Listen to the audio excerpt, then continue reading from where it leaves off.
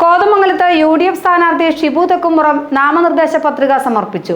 താലൂക്ക് ഓഫീസിൽ assistant returning ഓഫീസറായ തഹസിൽദാർക്കാണ് പത്രിക സമർപ്പിച്ചത്. കഴിഞ്ഞ 2 തവണ നഷ്ടപ്പെട്ട മണ്ഡലം ഒറ്റക്കെട്ടായ പ്രവർത്തനത്തിലൂടെ UDF തിരിച്ചുപിടിക്കുമെന്ന് ഷിബു തെക്കുംപുറം പറഞ്ഞു. കോതമംഗലത്ത് UDF സ്ഥാനാർത്ഥി ഷിബു തെക്കുംപുറം അസിസ്റ്റന്റ് റിട്ടേണിംഗ് ഓഫീസറായ തഹസിൽദാർ M. ഗിരീഷ് കുമാറിനാണ് പത്രിക നൽകിയത്. നേതാക്കളായ KP ബാബു, ഷമീർ പനക്കൽ, ഇബ്രാഹിം കവല, മാത്യു ജോസഫ് എന്നിവരാണ് ഒപ്പമുണ്ടായിരുന്നത്.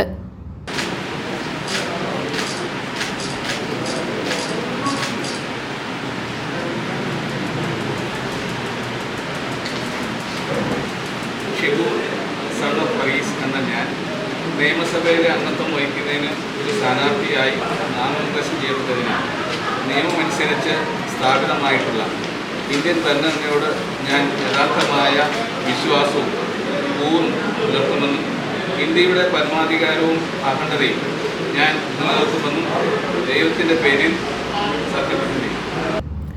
കഴിഞ്ഞ 2 തവണയും നഷ്ടപ്പെട്ട നിയോജകമണ്ഡലം ഇത്തവണ UDF തിരിച്ചുപിടിക്കും. UDF ഒറ്റക്കെട്ടായിയാണ് പ്രവർത്തിക്കുന്നത്. 10 വർഷത്തെ വികസന മുരടിപ്പിന് പരിഹാരം കാണാൻ UDF വിജയിക്കേണ്ടതുണ്ടെന്നാണ് ജനങ്ങളുടെ വികാരമെന്ന് ഷിബു തെക്കുംപുറം പറഞ്ഞു. ഐക്യജനാധിപത്യ മുന്നണിയുടെ ഉരുക്കു കോട്ടയാണ് കോതമംഗലം. നമ്മുടെ ശ്രദ്ധക്കുറവ് കൊണ്ട്, വീഴ്ച കൊണ്ട് നഷ്ടപ്പെട്ടു പോയ ഈ നിയോജകമണ്ഡലം ചരിത്ര വിജയത്തിലൂടെ UDF തിരിച്ചു പിടിക്കാൻ പോവുകയാണ്. അതോടൊപ്പം തന്നെ കഴിഞ്ഞ 10 വർഷക്കാലമായി വികസന മുരടിപ്പിന് നേതൃത്വം കൊടുത്ത ഒരു ഗവൺമെൻറ്റാണ് ഈ സംസ്ഥാനത്തുണ്ടായിരുന്നത്. ഐക്യജനാധിപത്യ മുന്നണിയുടെ ഭരണകാലത്ത് തുടങ്ങിവെച്ച പദ്ധതികൾ മുന്നോട്ട് കൊണ്ടുപോകാൻ കഴിഞ്ഞില്ല എന്ന് മാത്രമല്ല, പുതിയ ഒരു പദ്ധതിയോ ഒരു പരിപാടിയോ കഴിഞ്ഞ 10 വർഷമായി ഈ നിയോജകമണ്ഡലത്തിൽ നടപ്പിലാക്കുവാൻ ഈ സർക്കാരിന് കഴിഞ്ഞിട്ടില്ല.